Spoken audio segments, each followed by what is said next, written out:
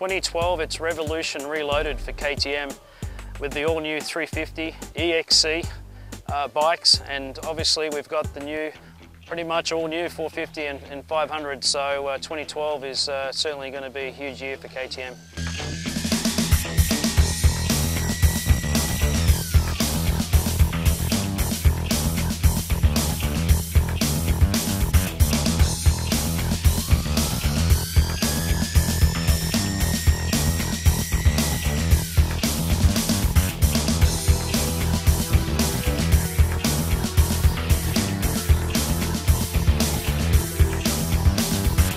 So for the 2012 EXC range, one of probably the first thing you'll notice is the new body style and frame for this range.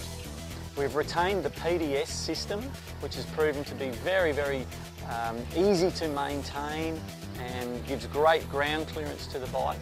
But what they've learnt from developing a linkage bike in the motocross scene, they've incorporated into the PDS frame. So you'll notice now that for the 2012 range, the top shock mount has its own frame or mounting point on the frame, and this isolates a lot of the movement from the back of the bike away from the front of the bike. So it really gives a very nice characteristic on the new 2012 chassis. They all get a common air box, but each bike has its own intake boot designed specifically for that, either 2-stroke, 4-stroke or different capacity. And this offers maximum horsepower for each particular model.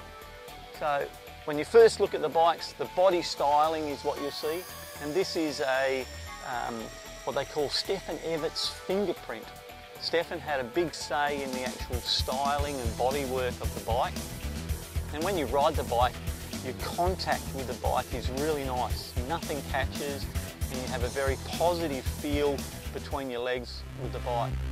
So the 2012 range, looking great, and I think will go really well this year.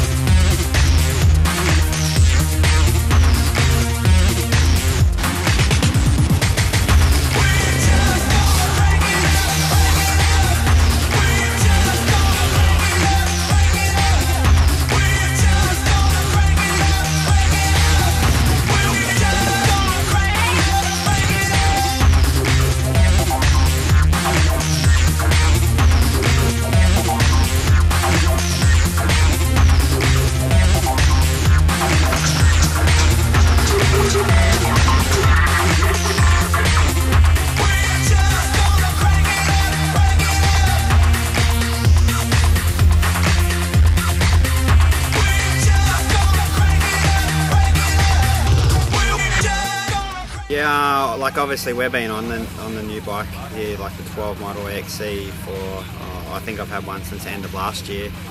And the biggest difference for me is just, I think, just the confidence in the bike straight up. Like it's one of those things you have to really ride it to sort of understand what I'm saying, but it's just very predictable as a bike, turning, and it just seems to do everything well, and doesn't seem to have any faults anywhere. And to me, it covers probably a wider variety of terrain a little bit better than what the older chassis did. And yeah, I think the confidence I gained from the new bike just is probably the biggest thing.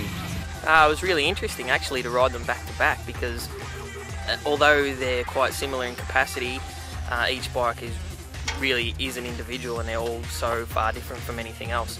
And starting with the 2-strokes, I can't help but love that 200. It's the kind of bike that you can wring its neck, and even if it steps out a bit, you can hold the throttle on, because it will come back. It's small and it's light and it's manageable. And for an average rider like me, I can't do that on a bigger bike. So that's why that thing is so much fun. And everyone loves to be able to rev a bike. It's cool. Wow, after riding all of them, it's hard to pick a favourite. You know, there's only 50 cc's splitting most of them, but there's such a big difference, especially in the 2-strokes. Each one has its place. I think if I had to pick one of them, I'd go the 250. If I go the 4-strokes, I can't go past the 350. It's just a brilliant bike. The 500 is also a hell of a thing, and you know, gee, the 450 is good, the 250 is good. It's difficult, but for me, I think I'd take home the 350 very happily. Yeah, my favourite bike for today would have to be you know, the 350. It's a pretty good all-round bike and just something that I feel comfortable on, whether I'm going quick or going slow in the technical parts. So, you know, that's fun. The 450 is good also. That surprised me, and even the 500 was a big surprise. So overall, the 4-stroke range, including the 250, it's a good solid range. And the 2-strokes, for me, I like the 4-strokes better, but the 2-strokes were surprisingly good. So, you know, it's 7 bikes, a big range. The EXCs for 2012, you know, they're really good, and had a lot of fun today. Yeah, well, today we rode a few KTMs, and I think the standout was always going to be the 350. I rode the SXF, and I thought it was okay. I didn't think it was 1,000 times better than the 450, but in the enduro trim, the 350 definitely beats the 450 in my opinion. It's got plenty of power, easy to ride. It doesn't really tear your arms off, which I guess is the reason they made it really. Second bike probably would have been the 500. I really enjoyed that one. Quite a comfy couch, I guess. Not too powerful. I thought it'd be a bit more lethal, but real cruisy, and actually turns real good. 500 was like turning on a dime, so I really like that one. And probably if we're going 2 strokes, 300, can't get past the 300. It's just got oodles of power, and it's just a bike everyone really likes. The 250 2-stroke had an absolute cracker time on that, and I think I might have just head fast when I do something. Don't know about that, Smarty. Don't know about that, mate. That's a big pat on the back for you. That's a good one. Smart ass. What are you thinking?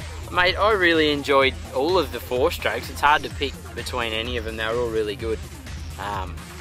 It'd depend on what I was buying the bike for as to what I bought, but out there on a track like today, I really enjoyed the 450. It was great fun.